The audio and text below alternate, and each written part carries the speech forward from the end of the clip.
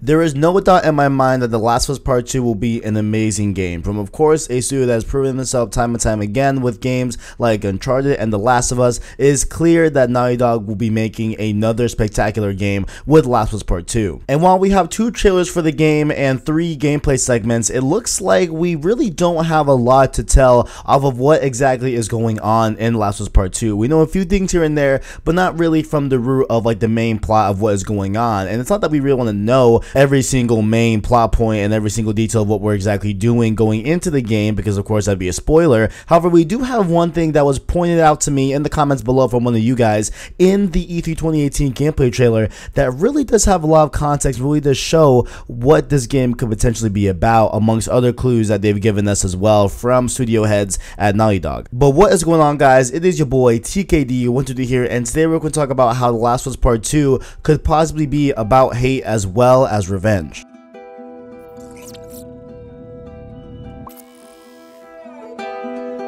Now, I know a lot of you that have been very much in the know about Last of Us 2 and heard every single word coming out of Naughty Dog about the game will be, wondering why I'm bringing up hate in this video, because, the concept of The Last of Us 2 Part 2 being about hate is pretty much set in stone. It's pretty much been said publicly from a lot of people, and some people including Neil Druckmann. However, to properly explain why I believe this game will be about hate in terms of the main plot point and the main, golden path of the story, I do have to reiterate some of Neil Druckmann's quotes on why this game is about hate in Last of Us Part 2. So we're just going to go over that real quick, and then we'll go into the real meat of the video. And so this article comes to us from Push Square. So again, shout out to Push Square. I will link the article in the description. However, they got an excerpt from BuzzFeed that was really an interview with BuzzFeed with Neil Druckmann, and they were of course asking him questions about the game, questions about Last of Us Part 2, and he did reiterate the theme of the game, which is hate. He says, quote, "A lot of our conversations are about hate, but it's a more complicated, kind of nuanced thing, which is, I'm sure you've been in a situation where you've witnessed an atrocity. You've seen someone torture an animal, or they pushed you too far, and for a second your mind goes somewhere primitive where you want to hurt someone. And with this game, we're like, how do we explore that? How do we make you feel those feelings and lean into them and make you reflect on them?" And I can't say more than that without kind of spoiling the whole story, but everything we're constructing, the situation we're putting characters in, is to explore that basically. They also had co-writer Haley Gross continue to talk about the title for the game, and it meaning that it is a cyclical nature of violence. She further on explains, saying that, well, it's this idea that sort of violence begets violence begets violence, and that sort of growing trauma that creates for Ellie and on Ellie's soul. And so just to me, how they explained what they've just explained here, what they're talking about here, where Neil Druckmann is talking about how, when you see something that is so absurd, so wrong, that you get this inner feeling, this inner like primitive, feeling of man that we used to have before the modern era, where we would have no issue in hurting someone and killing someone and doing that just because we have a primitive nature to do that, and then thus exploring that type of notion, and how we have the co-writer here explaining how because of all this violence and this violence that is just a repetitive cycle of nature that Ellie experiences and Ellie sees overall in life, because that's all she's ever known, because she wasn't from the past world, like she was born in this world beyond and after the outbreak, that this is all she knows. And so this creates and just manifests Ellie to be a very savage person, and this all kind of ties in to what was pointed out to me in the comment section of one of these videos. And so right now, as I record this, I cannot physically find it, but I will find it. I will put your name here on the video, and I will definitely show you off. So kudos to this guy right here on screen in the comment section that definitely dropped a little tidbit to me. I really do appreciate it, man. I really do just appreciate you looking out for your boy and making sure I keep up to date with all this Last of Us 2 stuff, okay? So he pointed out to me in the E3 2018 trailer that we see Dina, okay? Dina, of course, in the dance hall church type of setting, where we meet Jesse as well, and Dina and Ellie go to dance, and they seem to have a relationship that goes beyond a friendship in this whole thing, which is great and everything. However, what a small detail was missed, at least from me, and of course a lot of people, I'm assuming, whether you're on viewing number 1 or viewing number 47 like myself, was that Dina is wearing a bracelet as she's wrapped around Ellie's body. And so it's to Bracelet. Not really much to say at that point, but then when you go further on into a few seconds in the future of this trailer, you see, you know, Ellie stabbing some guy and choking him to death and stabbing him to death in the neck and stuff, that, you know, just doing all that savage stuff as Ellie tends to do in Last of Us Part 2, as we've seen. And you know, what we notice here is that, you know, again, this is a very, very dark scene, very, very, you know, just dim light. So I'm going to brighten up this picture, this screenshot I took, and let you guys see what is actually shown in you know, the actual, you know, gameplay and everything. And that is that Ellie is wearing the exact same bracelet as Dina was wearing in the dance hall scene. And now, of course, one could argue the, you know, whole prospect that perhaps this is some sort of friendship bracelet that they both had, and maybe Dina had an extra one and gave it to Ellie, and of course they're in some sort of romantic relationship, so perhaps that could be the case and precedent for that. But something tells me that that is just not the case. I think there's a lot more at play here. I think there's a lot more that is on the board for them to have Ellie with the exact same bracelet as Dina, you know, and have just that whole camera shot of the pan of when they were in the dance hall scene and tradition that so gracefully, you know, through a little bit of black, and then to this fade in of Ellie, you know, stabbing this man to death and stuff like that. So I think there's a lot more to this, and I think it ties directly into the overall theme set by Neil Druckmann of this game. This game is about hate, right?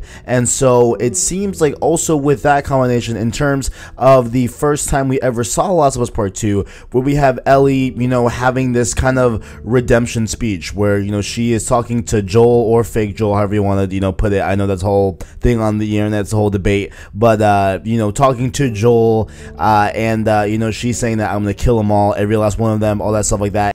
What are you doing, kiddo? You really gonna go through with this?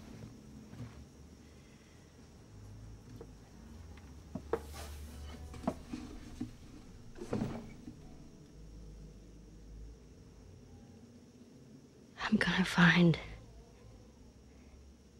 and I'm gonna kill every last one of them. What's poppin'? How you doing? This is Edit TKD here in the edit right now, and I just realized that in the trailer for the first time we saw Last of Us 2, Ellie is not wearing the bracelet of Dina, right? So that could possibly rule out that, you know, she's not referring to Dina. As I talk, you know, further on in this video, I discuss that the possibility of maybe, you know, when she talks about, you know, her whole speech, maybe it's because, you know, of Dina as well, or just Dina solely, right? So maybe her not having the bracelet could be an indication that it could not be, or maybe it could. We never know. It's just speculation, so just take that with a grain of salt, guys. I know that that's a clear, you know, obvious thing that is seen here, that, you know, likely if she was talking about Dina, she'd be talking about her death, and her death must be marked by her bracelet if it is to happen. So that's the thing, but possibly not. Who knows? Just speculation. Just want to throw that in there before we continue on the video. Hope you enjoy. And a lot of us assumed that, you know, maybe, you know, that could be because Joel is dead and Ellie's out on a redemption quest to, you know, somehow redeem Joel, because maybe Joel died because of actions done by the cult or whoever did it, right? But perhaps, maybe in that teaser trailer, maybe Ellie is not talking about Joel, but maybe she's talking about Dina.